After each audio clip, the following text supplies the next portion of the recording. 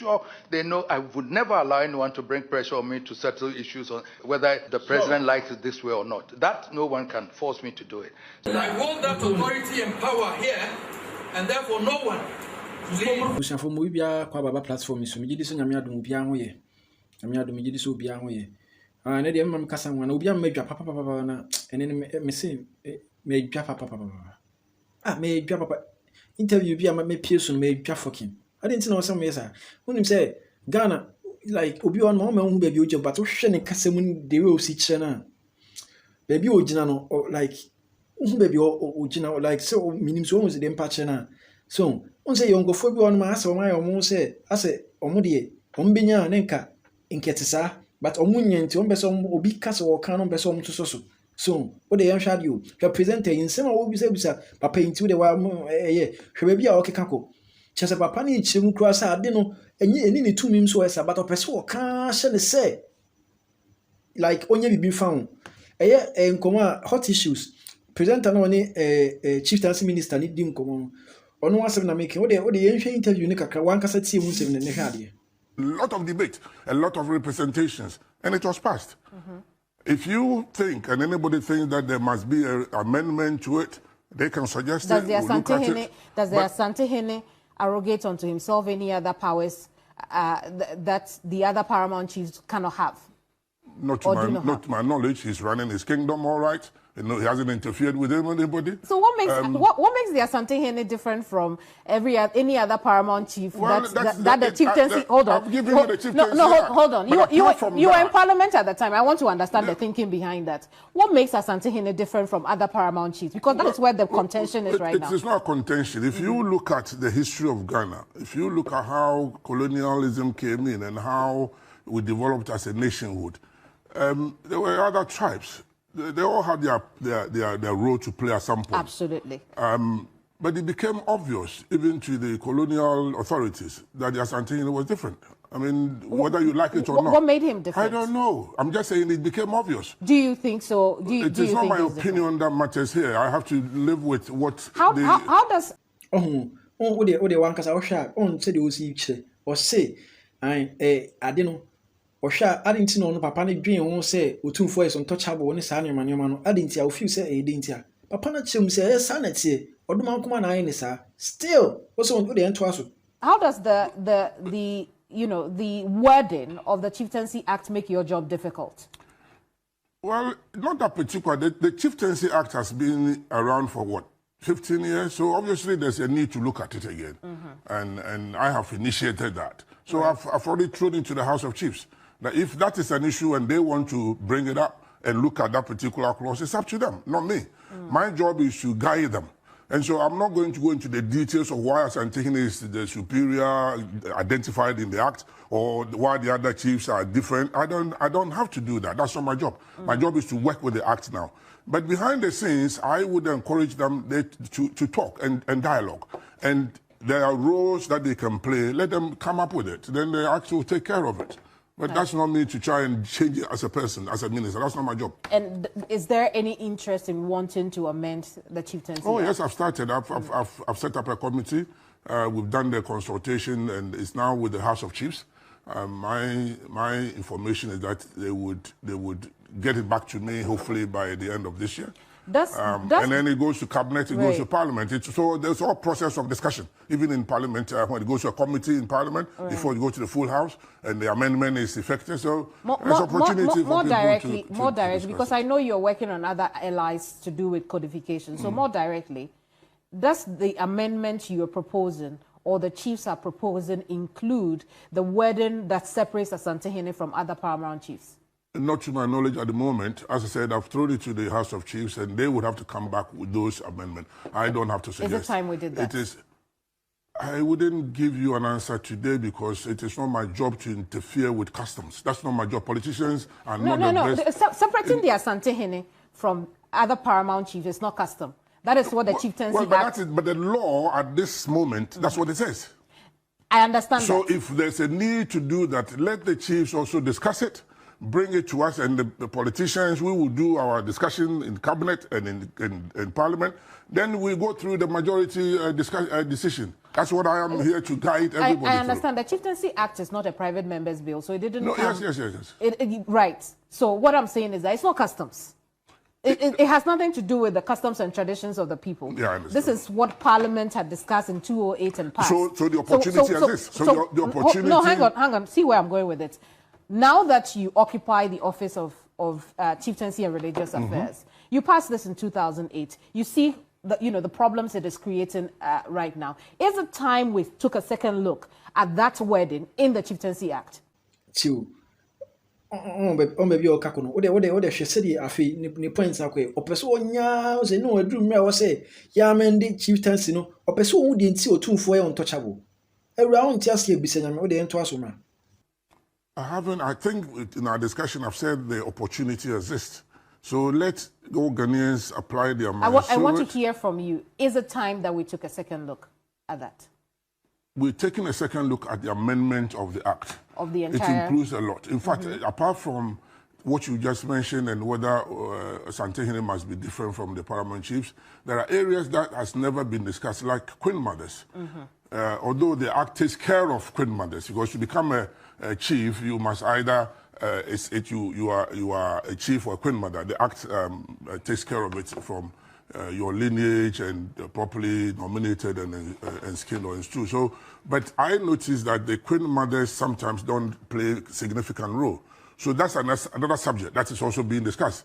But it's not easy because the chiefs don't see the queen mothers as Is that something you proposed? So, no, I didn't propose that. All right. I didn't propose that. But it's be a topic that I've thrown up. And I've suggested that they look at it again. So it's all part of the discussion going on. So whenever they bring it, we will take it to the appropriate area, which is cabinet and to parliament. Very well. And then we will discuss it. Earlier this year, when you were affirmed as Chieftaincy and Religious Affairs Minister, one of the things that you talked about is the fact that a lot of changes would happen in the work of the ministry. What has changed 10 months on? Well, what has changed is calmness on the front of the chieftaincy institution, apart from the isolated case of the Sampa, and of course this public display from the Brekum funeral thing. But if you look at the Boko incident, for instance, it's now calmer, although the criminal element still continues, but that's a security issue which is being dealt with. But the understanding of the chieftaincy problem is now being discussed, and it's back to where it should be done, which is the chiefs themselves. Otumfuo has stepped in as he helped deal with the Dagon one. He's also stepped in. You see the significance of his role. So every time there's a problem, it heads back to him. So as I said, it's up to us to decide where his role is. Afismo on baby waka kusi. Asem ne din de Otumfuo no nom na eba. Afim se on se lead ni ma ayebasa pa. On se ni ma ayebasa. Asem ne kokoko ba se den ne so ne ba bi kina. Afim se ni ma ayebasa. So that also has been thrown back to Otumfuo, and he's doing a job for us. And so Boko is now much more calmer, although there are issues we need to deal with, especially the criminal element. If you look at areas like Achim Kotoku, it's calm. It used to be a problem. But some would disagree with you. What has changed is that the chieftaincy institution is now understanding that disputes don't help anybody. And indeed, it disrupts national development. So that is one of them. Have they? Because this year alone, when you take a casual look at...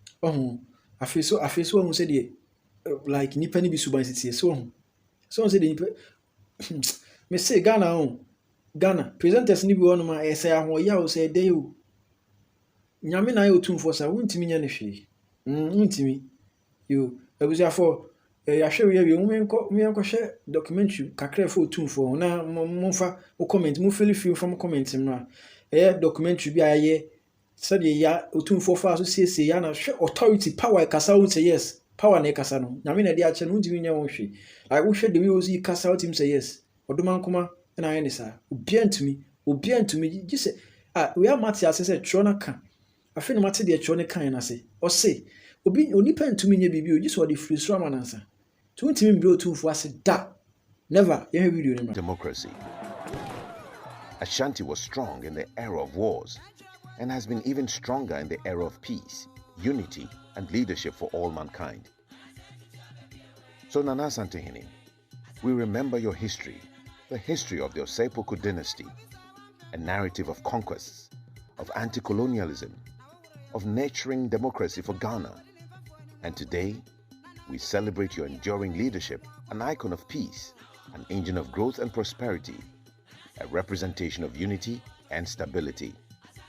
The Yendi skin dispute, which led to the eventual beheading of an incumbent Yana in 2002, is one of the longest skin disputes in modern history. It began in 1968 and only ended when you, Nana ASANTEHENE, decided to dedicate your time, strength and effort to resolving the crisis. And this happened when President J.A. Kufuor appointed you to lead the road to peace in Dagbon, combining that with the visionary leadership of President Kufuor, who had long indicated his commitment to resolving this matter before he ascended the presidency in 2017.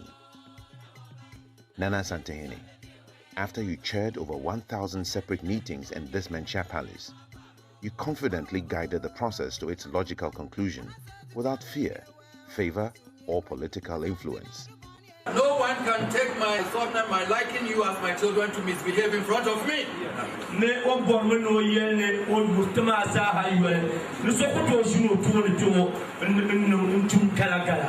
if the Yana were sitting here, then you cannot misbehave like that, so you don't do that in front of me. I hold that authority and power here, and therefore no one. Please let me have the patience as my sons to resolve, try and find solutions to this. But I don't want anyone to take it for granted. No. Let me put it on record that at no time has any president or party or political party brought any influence at all on this committee. None of them. You have not brought any pressure on us to resolve this. Sure, they know I would never allow anyone to bring pressure on me to settle issues on whether the president likes it this way or not. That no one can force me to do it. So we've come to this conclusion based on the customs and traditions of Dagbon, and we want to assure you that we'll continue through that till we get a new Yana. So the impression that the MPP is now here and they're in a hurry to perform the funeral of Na Muhammadu, no, that's not the issue. So the president sitting there has not brought any pressure on me to resolve that. And I've gone through NDC and MPP governments, and none of them brought any pressure on me. We've resolved this through the customs and traditions, and we are here to present that to you, Mr. President. So thank you very much. On that same day, you gave the roadmap to the enduring solution to the almost half a century-old Yendi skin dispute. We've come here to inform you. This committee took a decision and said that the funeral of Na Muhammadu Abdullahi should be performed from the 14th of December to the 28th of December this year. They have a 1-week respite, and the next will be from the 4th to the 19th or 18th of January. Then the Andanis would also perform. On that very day, the last day, the Friday, there are 4 recognized elders who have to sit in seclusion, and then they would have to do their oracles to choose a new Yana. And that starts from the very Friday that the funeral of Na Yakubu Andani finishes. So we hopefully believe so that after the 18th, the oracles will start, and God willing, within the few days, we shall have a new Yana. And that's what I've come to present to you. Nana ASANTEHENE, everything you said on that occasion happened according to plan, and then the grand occasion occurred. A month ago, almost to the day, I was in Yendi, fittingly attired as a self-proclaimed Prince of Dagbon, to witness the installation of Yana Muhammad Abukari II as the overlord of Dagbon. Thousands of our compatriots were there to share in the joy of the occasion. It was a ceremony that many had despaired we would ever see. But a new Yana, accepted by the 2 gates of Abudu and Andani, was installed on that day. It brought to an end decades of feuding that laid low the proud and ancient kingdom of Dagbon. It was a happy day, and it marked the climax of a long, tortuous journey and a hard grind on the part of many people through the years. Mr. Speaker, I was not looking to be accorded any special title or accolade, and I was certainly not looking for praise. I did want to do whatever I could to make sure that this long-running sword that was such a blight on Gabon and Ghana, and which dragged down the development process in our country, could be resolved and we could move on. We had spent enough emotional stress, enough time, enough energy, and enough money on the Gabon dispute. I wanted that amount of emotion, that time, that energy, and that money to be spent on trying to make Gabon and Ghana prosperous.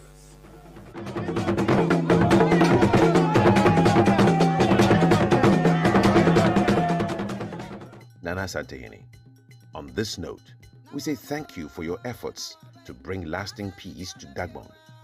We know you fought hard, you thought hard, and you led steadfastly to bring Ghana another piece of glory.